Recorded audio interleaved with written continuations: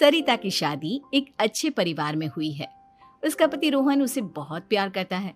घर में उसकी सास शांति और ननद मीनाक्षी भी है, जो सरिता के किसी काम में दखल अंदाजी नहीं करती। लेकिन फिर भी सरिता को ऐसा लगता है कि दुनिया की सबसे ज्यादा बेचारी बहू वही है और सबसे ज्यादा अत्याचार उसी पर हो रहा है।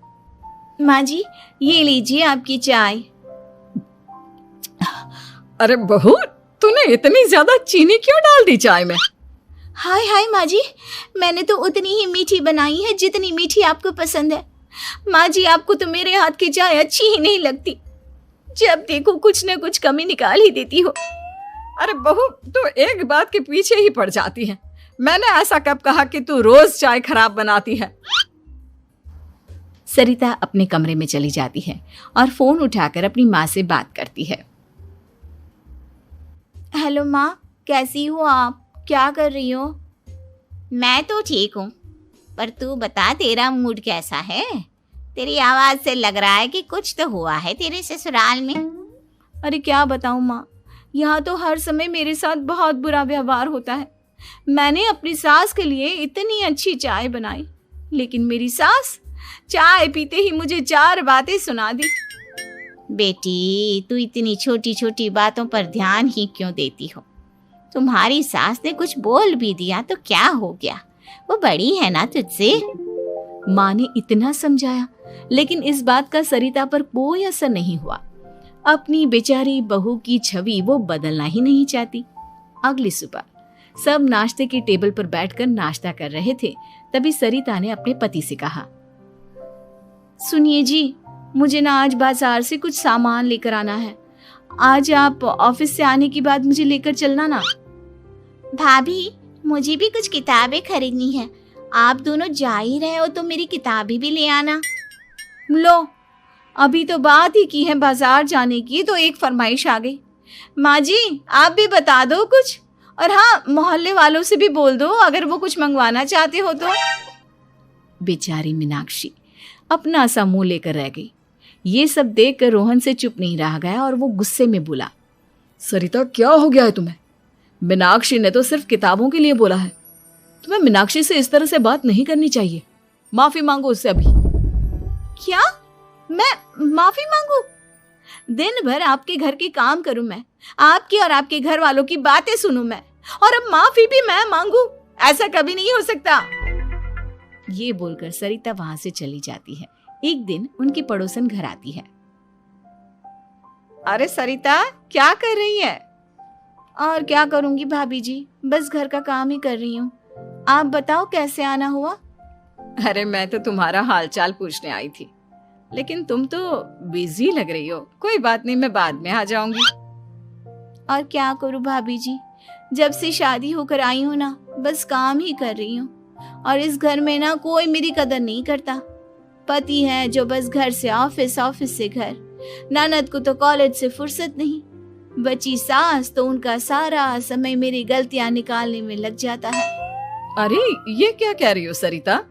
तुम्हारी सास तो पूरे मोहल्ले में तुम्हारी तारीफ करती फिरती है कि तुम बहुत अच्छी हो, पूरा घर तुम्ही ने संभाल रखा है। हाँ तो क्या हुआ, इसमें गलत क्या कहती है? सच्ची तो कहती है। मेरी मर्जी के बिना इस घर का पत्ता भी नहीं हिलता। शाम को जब रोहन घर आया तो उसने सबसे कहा, कल हम सबको मौसी जी के घर जाना है। उनकी बेटी की शादी है। सब अपनी अपनी पैकिंग कर लो, सुबह होते ही निकल जाएंगे। और सरिता, तुम कान खोलकर सुन लो, वहां जाकर किसी की बुराई भलाई शुरू मत कर देना, नहीं तो मुझसे बुरा कोई नहीं होगा। हाय हाय जी, आप तो ऐसे कह रहे हो जैसे मैं सुबह शाम सबकी बुराई करती फिरती हूँ। आज तक कोई कह नहीं सकता कि मैंने किसी की पीठ पीछे किसी के बारे में कोई बुरी बात बोली हो तो। अरे बस बहू, बात को और ज्यादा आगे मत बढ़ा। हमें सब पता है तू हमारे साथ क्या व्यवहार करती है। ये बात घर तक रखना, शादी में किसी को कुछ मत बोलना, नहीं तो सब कहेंगे कि शांति की बहू कितना बोलती है। हाँ हाँ, सब कुछ तो मैं ही बोलती हूँ ना। आप लोग तो हर समय फूलों की बारिश करते रहते हो मेरे ऊपर। सारी गलती मेरी है जो मैं इस घर में आई। सबका कितना ध्यान रखती हूँ, लेकिन फिर भी मेरी तो आप लोगों की नजर में कोई कदर ही नहीं है। अगली सुबह सब लोग मौसी जी के घर पर चले जाते हैं। वहां पर शादी का माहौल होता है। सब जगह चहल पहल होती है, बहुत सारे मेहमान आए हैं। सरिता को वहां बहुत अच्छा लग रहा है। वो अपने मन में सोचती है, यहाँ कितना अच्छा लग रहा है, कितनी रौनक है। मैं यहाँ किसी से ज्यादा बात नहीं करूंगी। अगर मेरे मुंह से कुछ ऐसा वैसा निकल गया तो रोहन जी तो मुझसे गुस्सा हो जाएंगी।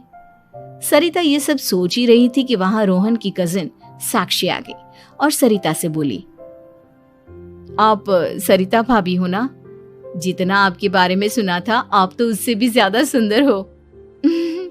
हाँ वो तो है, मेरी सुंदरता की तारीफ सब करते हैं। मेरे मायके में तो सब यही बोलते हैं कि रोहन जी की किस्मत बहुत अच्छी है जिन्हें मैं मिली। लेकिन आप कौन है? मैंने आपको पहचाना नहीं। मैं रोहन भैया की कजिन हूँ। आपकी शादी पर नहीं आ पाई थी ना, इसलिए आप मुझसे मिली नहीं कभी। शांति मौसी और मीनाक्षी आपकी बहुत तारीफ करते हैं। क्या कहा तुमने? मेरी तारीफ? कभी नहीं। मेरे ससुराल वाले कभी मेरी तारीफ कर ही नहीं सकते। मैं इतनी अच्छी हूँ, मेहनती हूँ, लेकिन उन्हें तो मेरी कदर ही नहीं। सारा दिन घर का काम करती हूँ, फिर भी मेरी सास ना मुझे सुनाती रहती है, और पति भी मेरी सास की साइड लेते हैं। ना कभी बाहर ले जाते हैं, ना कहीं घुमाने। अगर घुमाने के लिए कभी बोल भी देना तो उनकी बहन बीच में आ जाती है। मैं कैसे रह रही हूँ उस घर में, ये मैं ही जानती हूँ। सरिता की ये बातें सुनकर साक्षी को बड़ी हैरानी हुई। अब वो हर किसी के सामने अपनी बढ़ाई और ससुराल वालों की बुराई करने लगी। रोहन और शांति को सरिता पर बहुत गुस्सा आया, लेकिन वो चुप रहे। अगले दिन जब वो अपने घर पर आए, सरिता, तुमने क्यों सबके सामने मेरी इज्जत का तमाशा बनाया? तुमसे बोला था ना कि चुप रहना। अजी ऐसा भी क्या कह दिया मैंने जो इतना भड़क रहे हो? तुम जहां जाती हो अपना रोना शुरू कर देती हो, कभी किसी दूसरे की बात ही नहीं सुनती, बस अपनी कहती रहती हो। तुमने सबके सामने हमारा तमाशा बनाकर रख दिया है। हे भगवान, मुझे अपने पास बुला ले।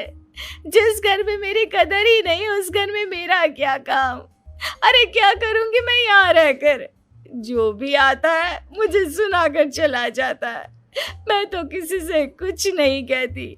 सीधी सादी बहू मिल गई है ना सबको, तो जो जी में आए वो करो।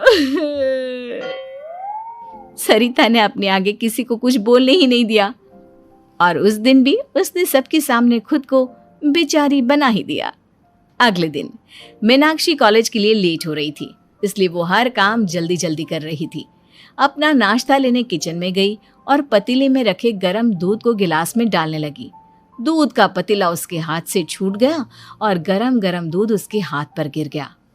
ओए माँ, हाय मेरा हाथ, माँ मेरा हाथ जल गया। मीनाक्षी की आवाज सुनकर सरिता दौड़ती हुई आई।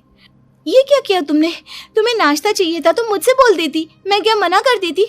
अब पता नहीं कितने दिन की मुसीबत पाल ली तुमने। सरिता मीनाक्षी को उसके कमरे में ले गई और उसका बहुत ख्याल रखा।